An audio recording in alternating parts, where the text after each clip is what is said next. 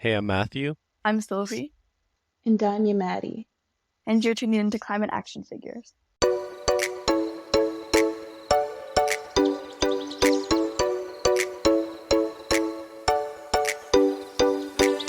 Well, hello and welcome to another edition of Climate Action Figures. My name is John, and this week on the show, you will meet some more Jack Leslie Youth Environment Grant winners.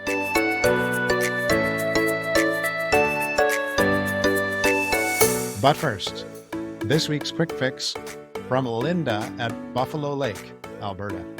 Linda says, people who are trying to recycle responsibly should see if it's possible to visit their local recycling center so they can find out exactly what goes in and what does not. Welcome, Matthew, Yomade, and Sylvie to Climate Action Figures. What do you think about that quick fix? I think that Linda has a great idea there. Like, it's a really good idea to educate yourself on what you should be recycling or composting or actually throwing away in your black bin. But an easier way to go about that, if you have less time on your hands to actually go visit the recycling center in person, would be to check out your city's website. Because, for instance, for Calgary, we have a website on what goes where, a whole A to Z list of every possible thing you may need to recycle, compost, or throw away in the black bin and then where that would go. Thanks, Yomade. And any thoughts from Sylvie or Matthew? I don't think so. Also, one thing you can do is there are the little triangle recycling symbols on the bottom of a lot of like packages and stuff like that, and they all have Mhm. little numbers in them. And one thing I was always confused by is that if the numbers meant you could recycle them or not. And that's one thing that's also included on the stuff you can look up in the website. So if you're like, what does this mean? Then you end up throwing something in the garbage you could normally recycle. Instead, you could go to the website and see for yourself what the numbers mean. So Now, Sylvie, offhand, do you remember what the numbers mean? Because a lot of our listeners might not. I'm pretty sure that it's 1 to 7 that you can recycle. Yeah, and I wasn't exactly sure about that. I think it depends on each city, but for Calgary, it's 1 to 7 and the little triangle with the recycling symbol. So yeah.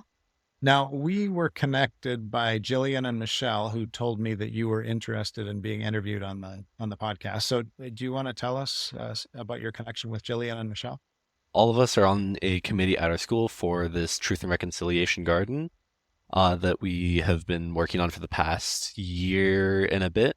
And also just connected through our classes, being classmates and all these different things is just how we've all gotten to know each other. And we're really excited to be doing this podcast with you. So, you are working together on this committee at your school. It's Truth and Reconciliation, but it's also got an environmental aspect. Is one more focused than the other? Or are they both equal? How did that come about? Sylvie, do you want to tell us about that? I think they're both kind of equally incorporated. Like we want to make a garden that not only is just a garden for our school, but that also has components of truth and reconciliation in it. So they kind of are intertwined into what we do. So when we're thinking about what plants we want to plant, we're thinking about plants that are significant and important to Indigenous culture, as well as to the Alberta environment. We also we Elder Sokokoto, who we met with twice last year, who we went to News Hill at 1.2, and he talked about the plants in Alberta and that sort of stuff and his connection to them. And so we really focused on, I think, the relationship between Indigenous peoples and the environment in Alberta and how we could incorporate that relationship into the garden a little bit. That sounds very interesting, especially having an elder come and speak to you and take you out to these special places. Matthew, let me ask you, in your studying First Nations ways in this committee, have you learned something in particular that struck you about those First Nations ways of seeing the world? One of the biggest takeaways that I got was just the sense of community that they all have and just this togetherness, the importance that each individual has on the group, like really like a proper community, everyone feels always involved. Like a main thing within a lot of indigenous beliefs is like things like the medicine wheel, which is pretty common, and just the importance of circles and community and just having that sense of equalness between anyone and everyone. Okay. Let's go back to the Truth and Reconciliation Garden. And Sylvia, would you like to tell us a little more about that project? Something that I really felt passionate about when going into this project, and one reason why I want to make sure that we can bring it to life is that it not only is going to help the environment because like cleans air and cleans the soil, and having native plants helps to conserve biodiversity and the ecosystems that are already in place and that have evolved over millions of years and that sort of thing. And so I think that's super important. And also, I know for me personally, being around nature and everything is huge for my mental health. And I think that also having an intentional space where people can connect with nature and just take time to kind of ground themselves is super important just because like we are nature. So obviously I think being around like authentic nature because everything's comes from nature, but when it's less processed, when it's more just kind of as it is, I feel like that's helped connecting us to our roots a little bit, and I think that's super important.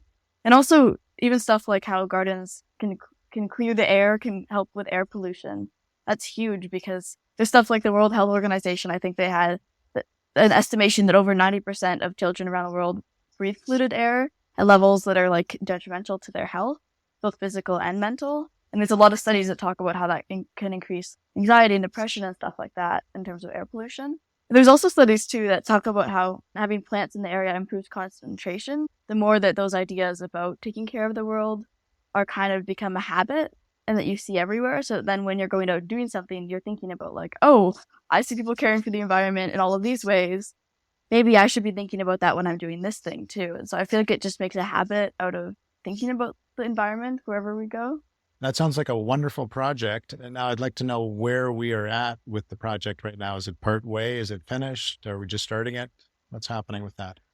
I would say that our project is close to halfway because we haven't quite started like the building process, but we've started like bringing in things that would like to put in the garden.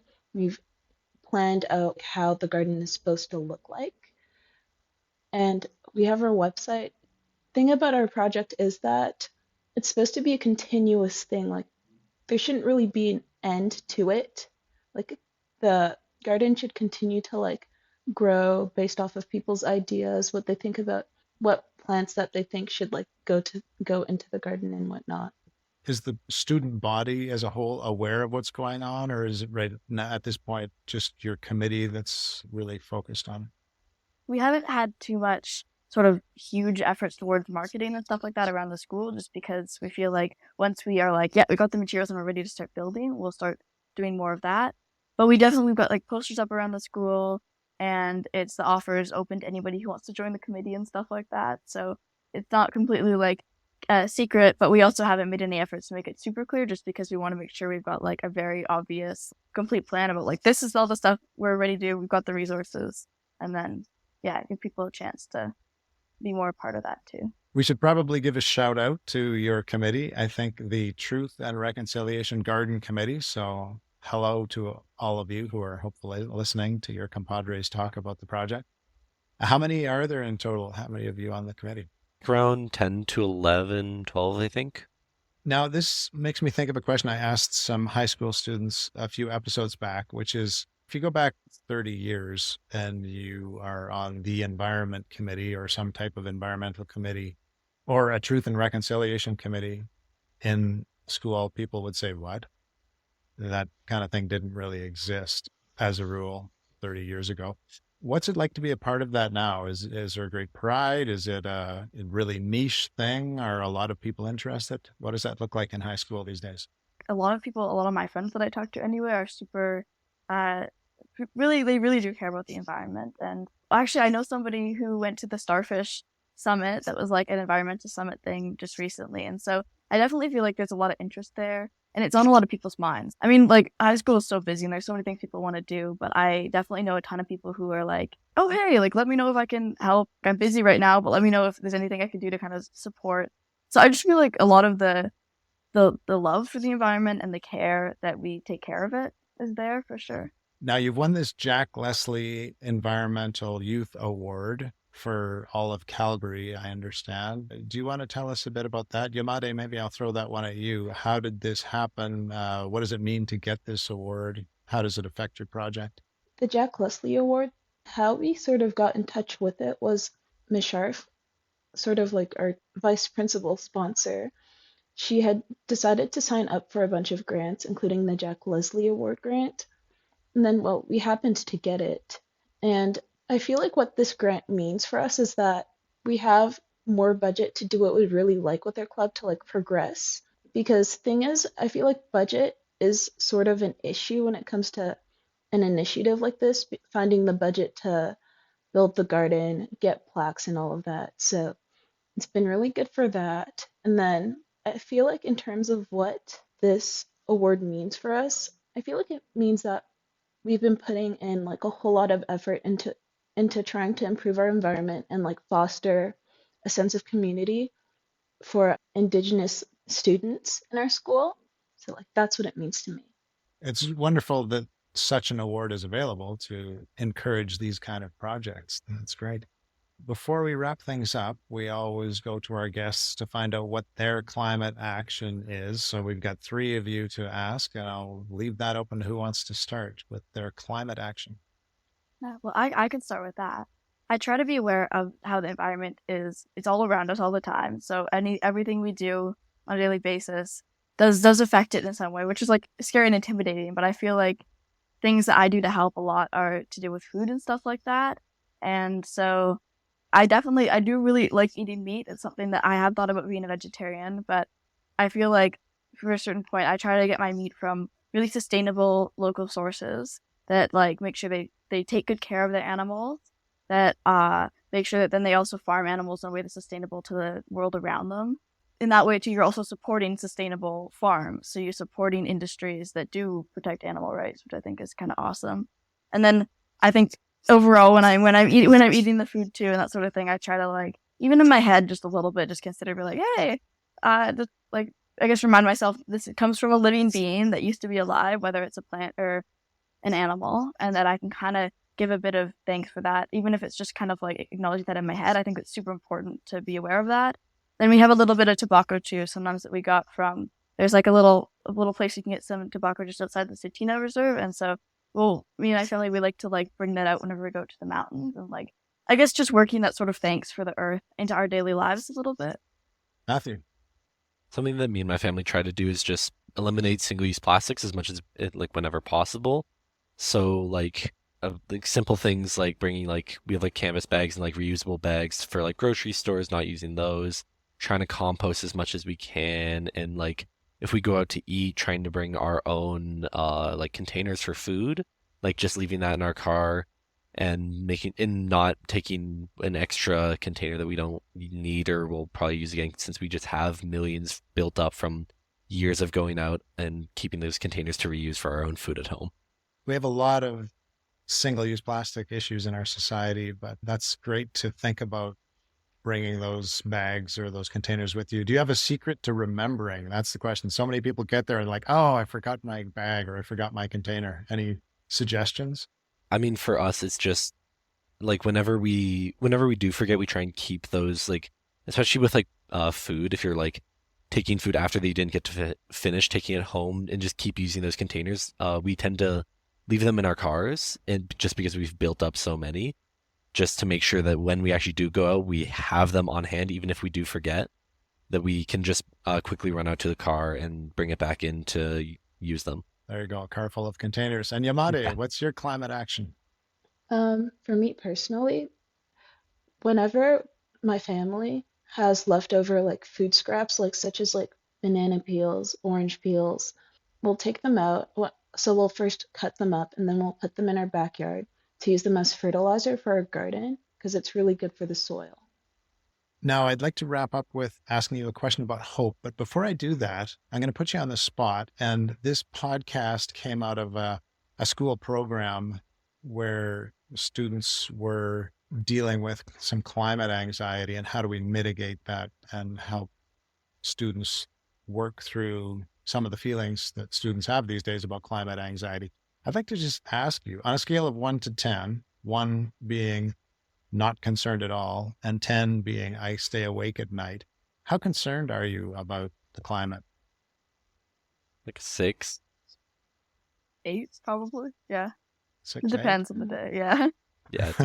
Like a 7. Wow. Okay. So it's interesting. It's definitely there. And would you say, I mean, I'm talking to the people from Western's Eco Truth and Reconciliation group. Is that common amongst the student body, or are you, would you say you're going to be higher on the scale because of your concerns? I definitely really, really care about my actions and feeling like I want to do as much as I can as an individual. And I can't speak to how much, like, I don't know how much other people my age do that as much, but I definitely, like, I hear a lot of jokes with people being like, oh, yeah, we're all going to die when we're 70 because of climate change. Like, I heard that a lot when people talk Yeah. about, like, oh, yeah, we're all going to die because of climate change. Like, that's going to be how our generation ends. And, like, they're a bit hyperbolic sometimes, and they're joking, but it's definitely, like, people feels like a pretty universal acceptance that right at the rate we're going, stuff isn't gonna we're not gonna make the planet very like hospitable for us at this point. Yeah, to go off on that point, I think there's also like there's definitely that nihilism of just like it's all futile. But I think one of the main things that causes that is just see whenever we see things, whether it be like TikTok, Instagram, or like on the news, seeing figures of like carbon emissions that are man-made are like almost all outside of our control. Is this we get this feeling of just it's I've just like seen this with my friends is like they talk about it, they notice it, but it's like we like as an individual, it feels hard to actually make that change that we want to see because there's so many corporations in countries that don't care about greenhouse emissions or any of those things that anything that's going on because they're profit motive and just want to make as much money for them in the current and don't care about future generations like us. So maybe we need to look at the economic model we live in along with our environmental concerns, right? Yeah. Interesting.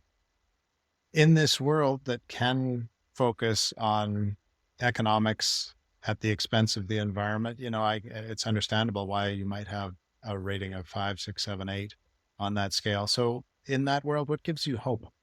Yeah, I don't know. I mean, I feel like there's also like I've got a huge love for the environment, and there's something about that like I don't know that, and I don't really know how to describe it, but there's something that feels super beautiful about that. Like knowing that I can just really like I think knowing that I care so much about the environment makes me feel a bit less like the environment isn't standing by it. Like this environmental isn't standing by itself, and also seeing how much like the fact that we're here right now talking to you gives me a lot of hope because it shows that there's a number of people who really want to bring awareness to this, and also the fact that you even have a podcast that focuses on this initiative.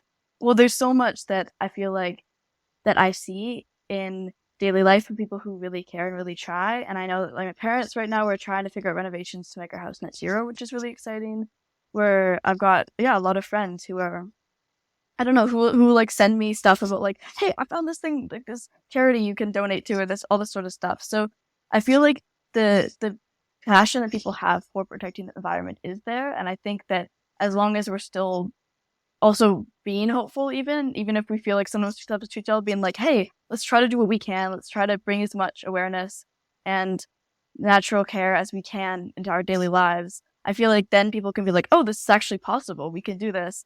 Because I think that the care and the desire to help is there.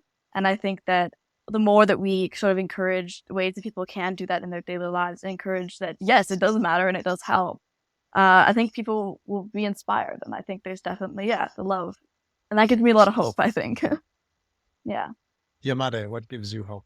What gives me hope is that despite there being a lot of people who just decide to accept the fact that climate change is happening and they feel like they can't do anything about it, there's also a group of people who want to change that, a group of people who think that it is possible. I'd say that we're all a part of that group of people who think that it is possible to make change. And so they actively do things, they introduce initiatives to help with our environment, to help with climate change.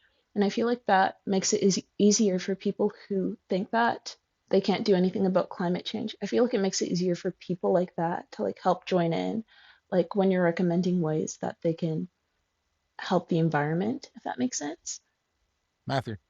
My biggest source of hope, other than what was mentioned before, is definitely just seeing national park systems, whether in Canada, like being so close to Banff is amazing and beautiful. Being able to see, just be in nature and see, not like not being in a city and just being able to see nature for what it is without all of this pollution I was at Joshua Tree National Park over our spring break, and even though even though it's a desert, like there's still so much diversity within such a small area that it's really nice to see, and it gives me something to like fight for and to something to want to actually help the environment for.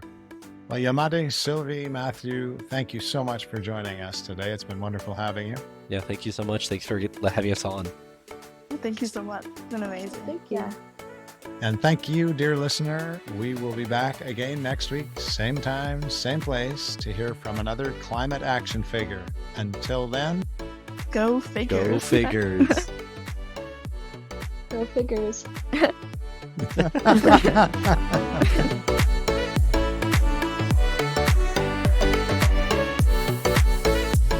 This has been Climate Action Figures.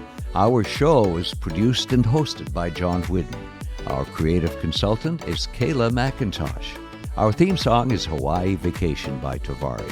You can find us on Instagram, Facebook, and YouTube at Climate Action Figures. That's all one word. And if you have any other questions or comments that arose from this or any episode, feel free to reach out to us at climateactionfigures@gmail.com. And thank you for listening. We'll be back next week with another Climate Action Figure.